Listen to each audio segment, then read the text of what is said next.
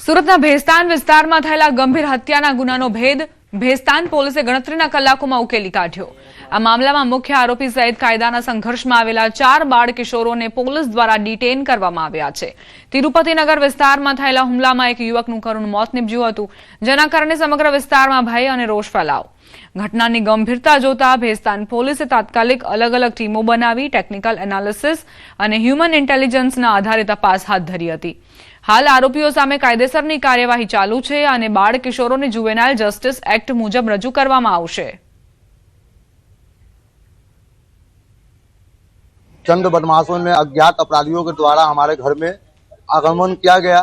आगमन होने के बाद में हमारे दोनों सालाओं पे जानलेवा हमला किया गया, जिसमें एक व्यक्ति हमारा स्पॉट पे डेथ हो गया। एक व्यक्ति का हमारा अभी सूरत सिविल में ट्रीटमेंट चल रहा है। मैं सूरत पुलिस से ये निवेदन करना चाहता हूँ आपके चैनल के माध्यम से कि हमारे परिजनों को सेफ्टी प्रदान किया जाए और हमें यहाँ से बिहार भेजने का सहायता व्यवस्था दिया जाए। फरियादी के जो पति है वो झगड़े के फरियादी के पति को इंजरी हुई और जो उसका दियर था उनको भी इंजरी हुई है और दियर को जानलेवा इंजरी हो, दियर गुजर गया।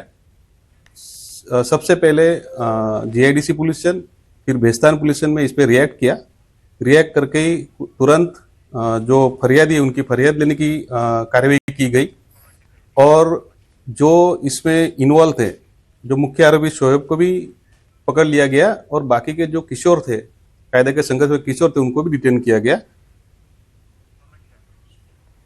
तो मुख्य आरोपी सहित जे 4 बाळ किशोरो हता ते पोलीस कस्टडीमां छे। टेक्निकल एनालिसिस थी पोलीसने सफलता मळी अने पोलीसे आ हत्यानो भेद उकेली लीधो। दहेगाम पोलीसे बलात्कार और पॉक्सो एक्ट हेठळना गंभीर गुनामां 3 वर्षथी फरार आरोपीने आखरे झड़पी पाड्यो छे। पोलीसे आरोपीने पकड़वा फिल्मी स्टाइलमां अनोखुं ऑपरेशन पार पाड्युं। पोलीसनी टीमे आरोपीने पकड़वा माटे शाकभाजी रमकड़ा, कटलरी और फुग्गा वेचनारनो वेश धारण करी झड़पी पाड्यो। आरोपीए सगीराने लालच आपीने दुष्कर्म आचर्युं हतुं, जे बाद आरोपीने अमदावादनी जेलमां मोकली देवायो हतो। आरोपी जामीन पर छूटीने छूटक मजूरी करतो हतो। पोलीसने जाण थता आरोपी पर वॉच राखीने धरपकड़ करी। आरोपी મહેસાણા जिला टीवी रोड पर रहे छे, नाम बदलीने वेश बदलीने रहे छे।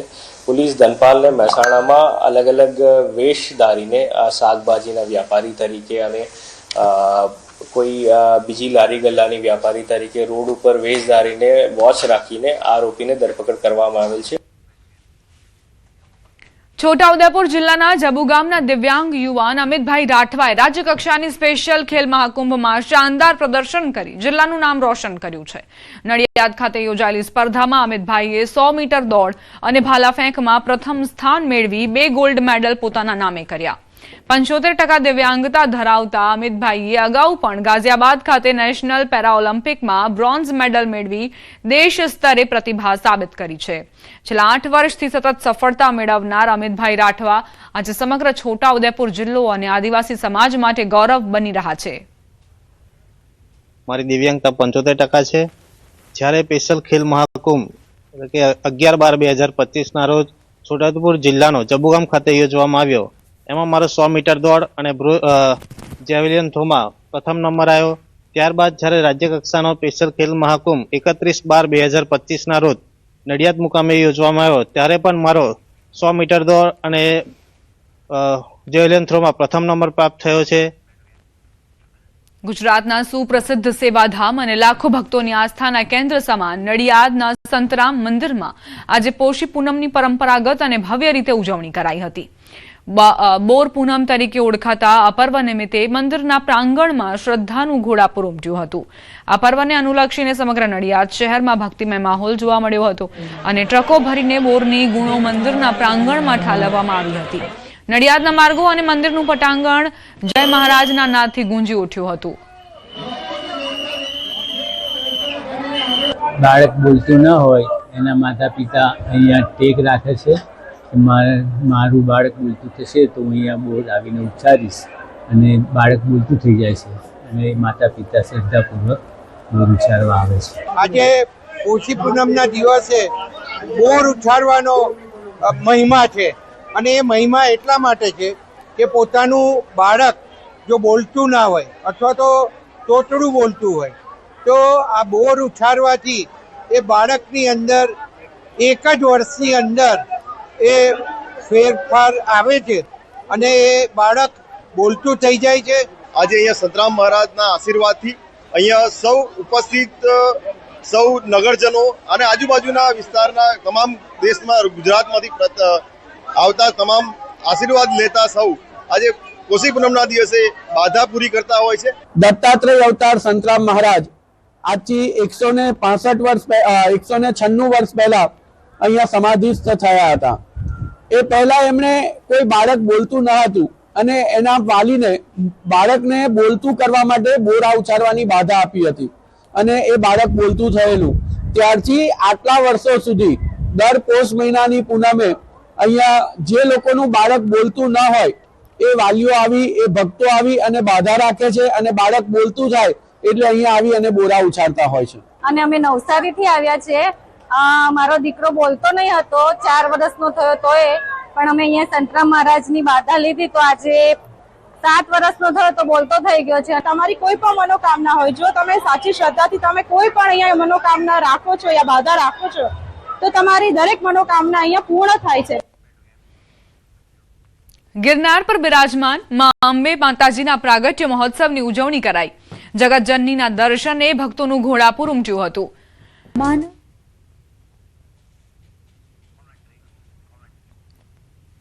ભક્તો અહીં ભક્તિ રસથી તરબોળ જોવા મળ્યા હતા. ગિરનાર પર બિરાજમાન મા અંબે માતાજીના પ્રાગટ્ય મહોત્સવની ઉજવણીમાં નાના બાળકોથી માંડીને વડીલો સૌ કોઈ સહભાગી થયા અને આ મહોત્સવમાં ઉજવણી કરી. જગતજનનીના દર્શને ભક્તોનું ઘોડાપુર ઉમટ્યું હતું. આ આકાશી દ્રશ્યો આપ જુઓ અને ઘરે બેઠા બેઠા જ માતાજીના દર્શન કરો. મહિનાની પૂનમ અને માતાજીનો પ્રાગટ્ય દિવસ છે તો હું રાજકોટથી જુનાગઢ માતાજીના અભિષેક માટે આવી છું. છેલ્લા હું 5 વર્ષથી હર વખત માતાજીના प्रागट्य दिवस से हूँ आऊँ छू. आज माता का जन्मदिन है, हम हर साल यहाँ आते हैं और बहुत अच्छा लगता है.